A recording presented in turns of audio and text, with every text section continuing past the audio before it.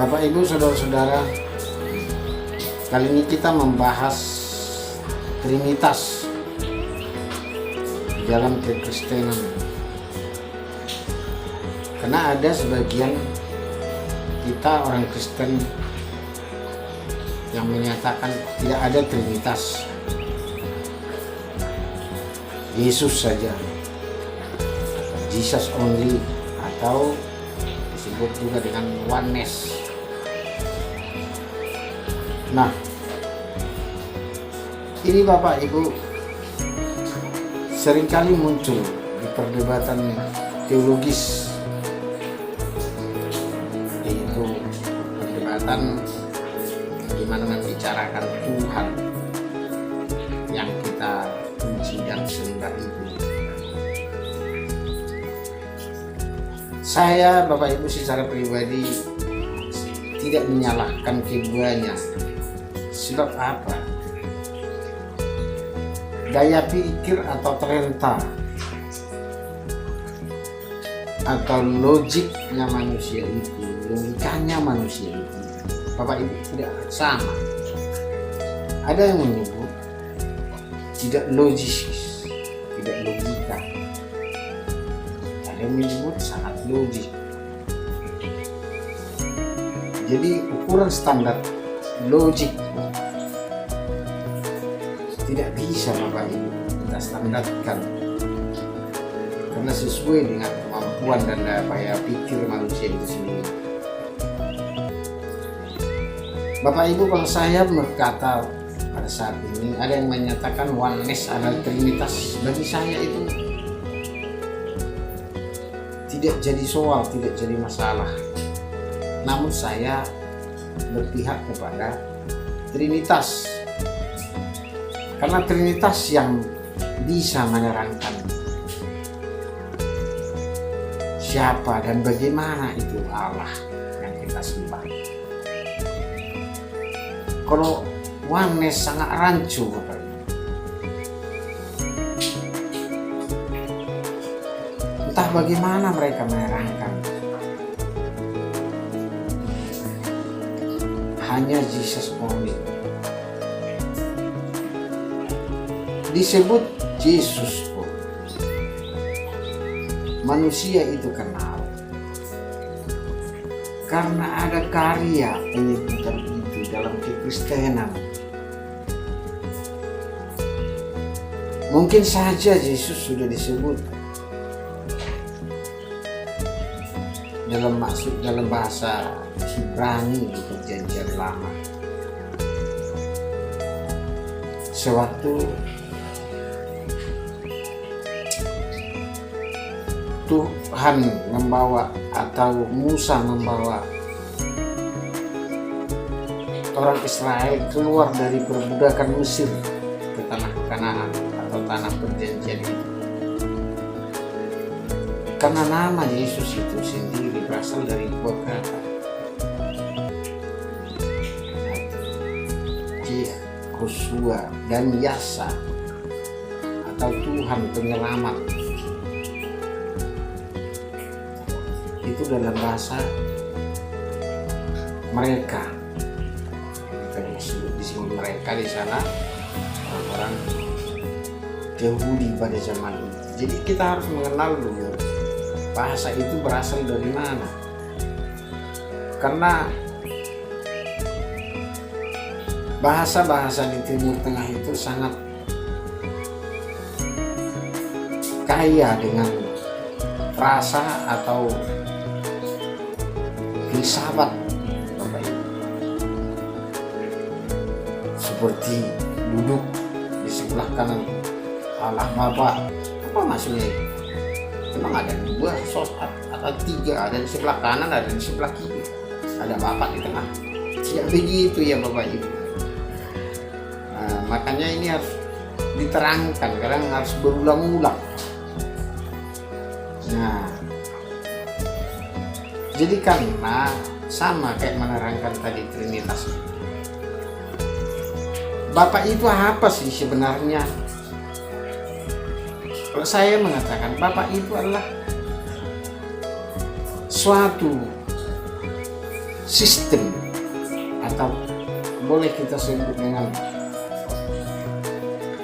suatu suasana di mana itu yang kita tuju. Suasana apa itu?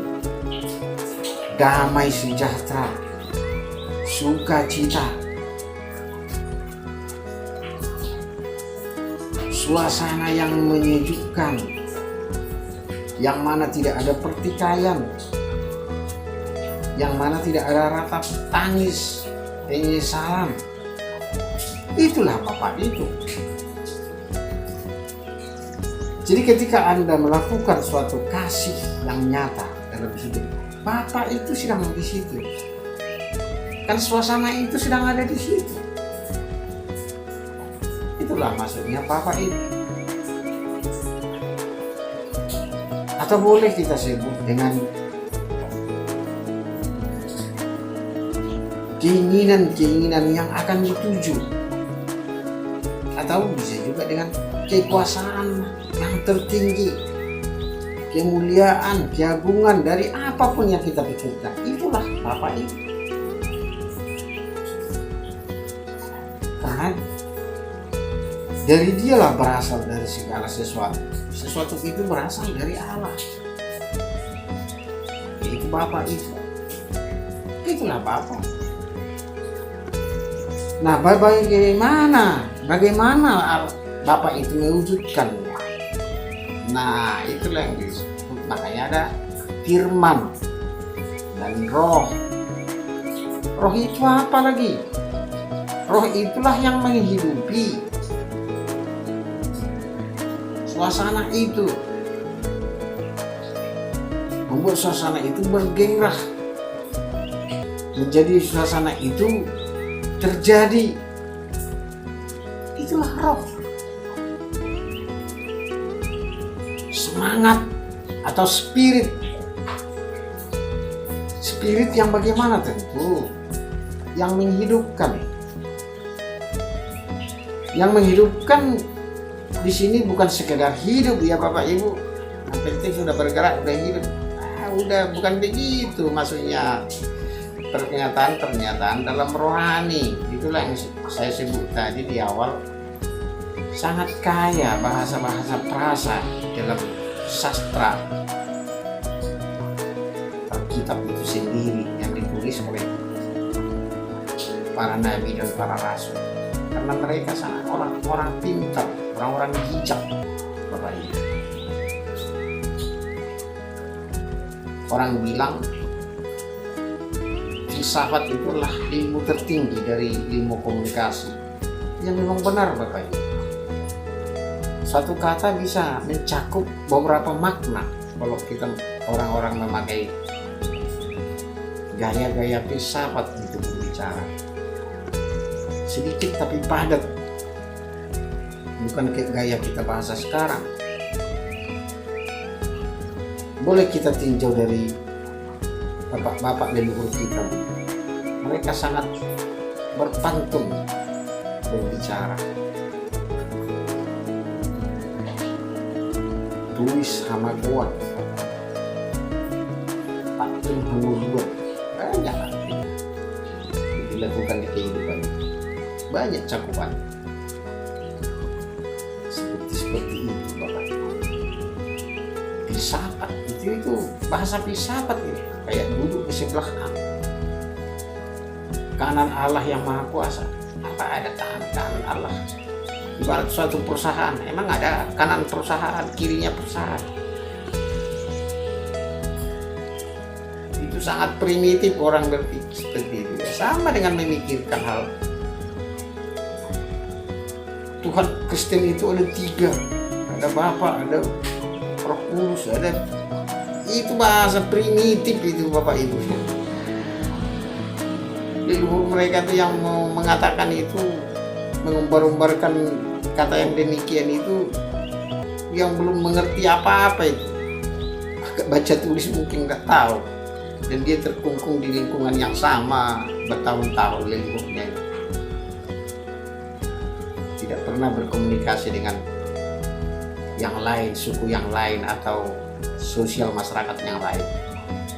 Makanya dia berkata seperti itu.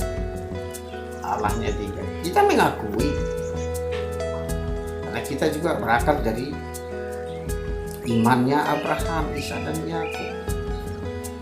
Karena jelas dikatakan dalam perjanjian lama, dengarlah wahai Israel,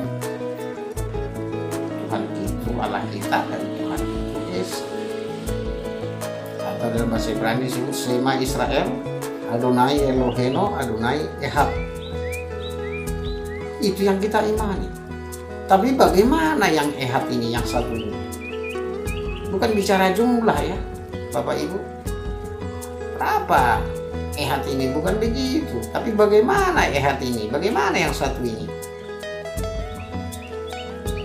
Karena di perciptaan juga sudah jelas. Pada mulanya Allah menciptakan, ada Allah di sana mencipta. Tapi bagaimana dia mencipta? Saya kedua, roh Allah melayang-layang di atas samudra air. Apa itu? Diisi dengan roh dulu, kehidupan untuk menghidupi. Maksudnya melayang-layang belum mengerjakan sesuatu. Yang mengerjakan siapa? Firman itu di ayat ketiga. Lalu dia berfirman, ada firman di sana. Jadilah. Perkataan itu harus dihidupi oleh apa? Oleh roh. Roh tadi sudah diisi, melingkupi samudra raya katanya. Artinya tidak terbatas oleh roh, karena dunia ini pun dilingkupi oleh air, samudra air. Melayang-layang di atas air, maksudnya tidak terbatas ruang. Jadi karena sudah ada kehidupan, sudah diisi oleh roh Allah semua. Ketika Allah berkehendak atau berpikir, itulah dari firman itu, pikiran Allah, kehendak Allah lah firman itu. Firman itu yang melaksanakan segala sesuatu. Makanya di ayat 3 Yohanes itu kan, Yohanes 1 ayat 3, segala sesuatu dijadikan oleh firman itu. Dan tanpa dia tidak ada sesuatu pun yang jadi dari segala yang telah dijadikan. Itu jelas. Jadi begitu Bapak Ibu. Jadi tapi saya berkata, untuk iman pribadi tidak masalah bagi saya kalau dia hanya Yesus saja. Karena apa? Kalau memang kita berdoa atau menginginkan sesuatu, kita ketemu dengan Bapa Pencipta langit dan bumi, tetap yang kita ingat, atau dalam mimpi atau dalam penglihatan, tetap yang kita lihat adalah Yesus.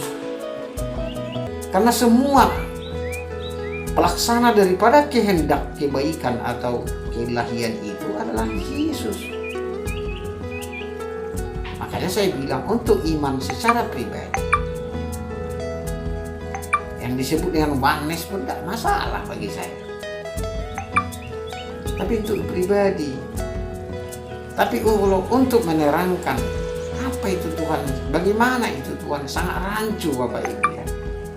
Anda akan sangat tidak kredibel atau tidak bisa menerangkan itu kalau Anda memahaminya Jesus only atau oneness ya. Tapi apapun semua kehendak, apapun yang kita inginkan, semua akan dilakukan oleh Yesus kita. Jadi yang itu yang saya bilang, untuk iman pribadi itu tidak masalah. Tapi kalau untuk menerangkan Bapak Ibu, pasti Anda Trinitas, gak bisa diterangkan bagaimana apa itu pemahaman Trinitas itu. Bagaimana Allah itu melakukan karyanya. Pasti Anda harus menerangkan dengan cara Trinitas. Jadi gak usah lagi berdebat di soal mau oneness kah, mau apakah. Tapi kalau oneness di pribadi, jangan tahu bagaimana cara menerangkan oneness itu. Ya, tapi apapun itu, ini untuk menambah pemahaman cerita tentang Yesus. Terima kasih. Salam suara